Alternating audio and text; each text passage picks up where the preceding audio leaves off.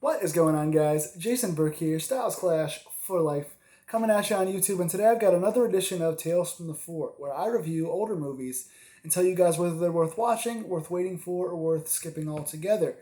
I'm reviewing one that kind of goes in between Tales from the Fort and The Drive-In, where this movie is not old by any means, but it's not recent enough to be considered in the last few years. So I'm reviewing a film from 2009. I love on this channel to review filmmakers, writers, directors, and general indie films that are kind of on the periphery where they're not huge. They're high production quality, high value, but they're not like theater releases, so most people don't know about them. I discovered another gem that I want to bring to you guys today, and it comes from the mind of Anthony DiBlasi. If you guys don't know who Anthony DiBlasi is, I've reviewed his films several times on this channel already. Most Likely to Die was one. The Last Shift was one. He also had a haunted house, like a carnival style one, an amusement park style film. So he's got three previous films that I've reviewed on this channel. If you want to go back and check those out, please go check them out on this channel. They're all rated pretty high. I really enjoy Anthony DiBlasi's work. He seems like a really good guy. I've got him on social media, but he's not sponsoring this video. This is not. I'm not doing any favors here. But someone told me that his one of his standout films, Dread, from 2009, was free on Tubi to watch. So I went to Tubi and watched his film, and this completes his current filmography for me. And man, did I really enjoy this film. 2009's Dread is a really good film, and again, it's free on Tubi currently. So if you got the Tubi app, it's legal, it's free. Go check it out. Really fun film. But let's get into the particulars of why it's such a good film. I would dare say, of the four films now that I've watched and reviewed from Anthony DiBlasi, The Dread is probably my favorite of the four. Written and directed by Anthony DiBlasi, based on a story written by Clive Barker. You guys know that name on this channel. Starring Jackson Rathbone, Hannah Steen, Laura Donnelly, and Sean Evans.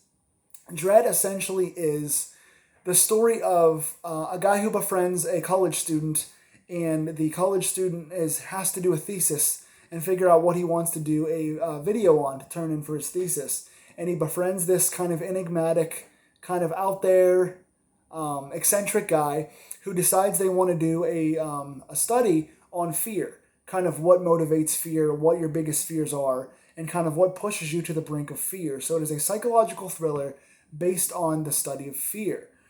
In their relationship, they come to find out that the guy that befriends the student to do this fear study has ulterior motives for the reasons why he wants to do this fear study, and he sort of becomes unhinged, and things kind of devolve from there. I won't get into spoilers in case you guys want to watch it. I will do the spoiler portion of this review at the end of the video as always.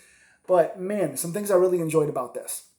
You've got four main characters in this film. It's Hannah Steen, Jackson Rathbone, Laura Donnelly, and Sean Evans. Sean Evans being the enigmatic main character in this film. My goodness, these four characters are very well fleshed out. All four of them, coming into this fear study, have very particular pasts where they've been damaged and scorned, and they have particular fears. Sean Evans has a fear, I believe, of seeing his parents killed when he was a kid. His parents were murdered in front of him. You get that in a flashback pretty early on in the film. Another character has a fear because she has a physical deformity on her the entire time. So she has been tormented by her physical deformity.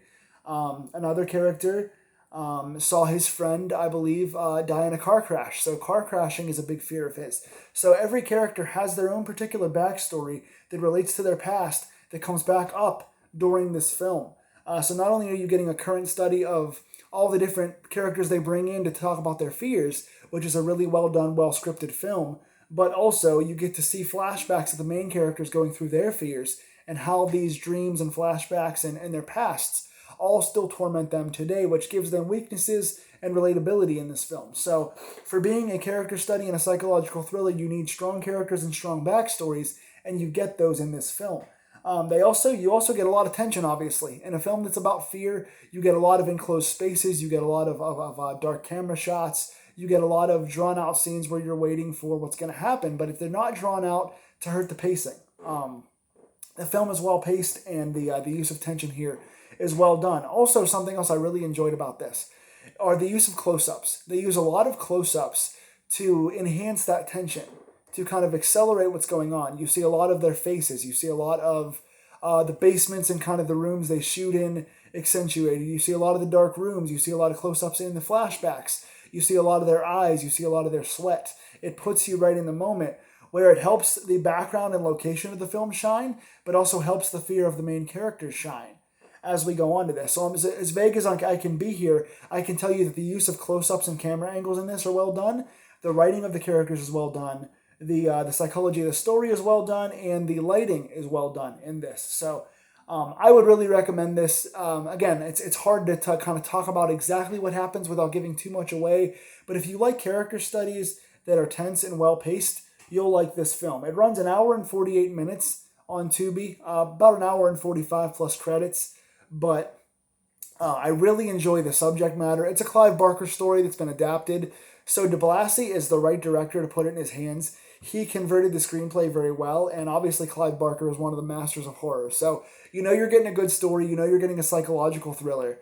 And for an hour and 48, it doesn't even feel that long. It feels like less than an hour and a half. So good psychology, good tension. I would recommend this highly. I think it is the best of de Blasi's 4 awesome films.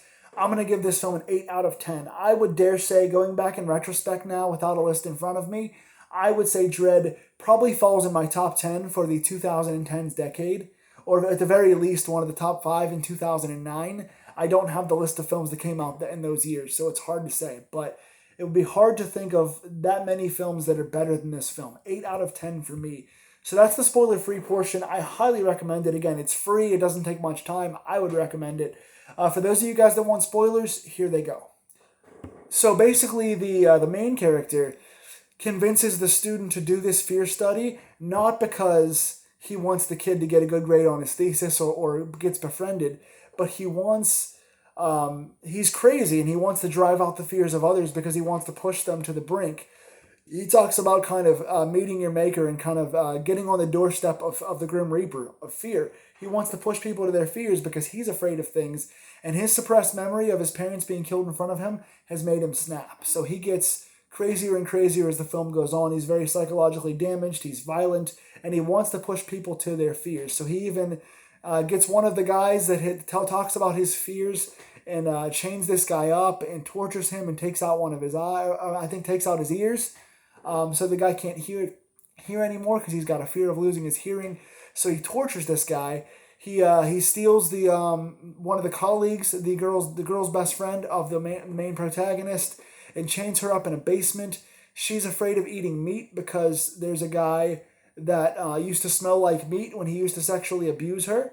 And so he chains this girl up and tortures her and makes her eat meat that is rotted, that has flies and maggots on it, and the smell, which brings out her fears. The main character, after he apologizes for kind of going off on the main character, he takes the guy in the rain and almost drives him into a telephone pole because that's the guy's fear of losing his friend in a car accident. So he's trying to torture these people and bring out his own psychosis by making them feel the fear and see how far he can take it. Well, the end of this film comes when the guy who's been deafened comes back and accidentally stabs and kills the main protagonist. Not realizing what he's done, and he can't hear, so the antagonist comes from behind and kills him as well. And then he drags the body of the main character into the basement where he's still got the main girl chained up, and he's going to make her eat the guy that she loves, this main character. So she barely survives, she's chained up, she's dying, she has to now eat the meat, which is her biggest fear, of the main character that's been killed. So the main antagonist lives and has destroyed his victims and pushed them to their fear, and you get this cold outro where he's doing a voiceover talking about the effects of fear and how far you can push yourself. So a very dark, macabre ending that accentuates the characters and makes you feel bad for the main characters while looking at this horrible antagonist that survived all the wrong things that he's done. What a dark Clive Barker style ending to a great psychological character driven film. I cannot say enough things about the relationships and the delving into madness of these characters. It is such a gem of a Clive Barker film. Anthony de Blasi, 5 stars, my friend. Thank you for doing what you did in this film. 8 out of 10. Go check it out. It's story driven, it's character driven, it's a fun time.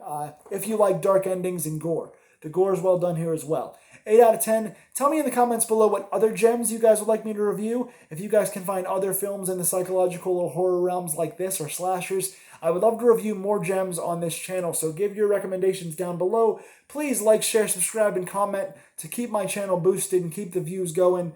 I want to bring more quality content with in-depth reviews to you guys, so I will see you soon. Stay scared, dim the lights, and enjoy the movies, my friends.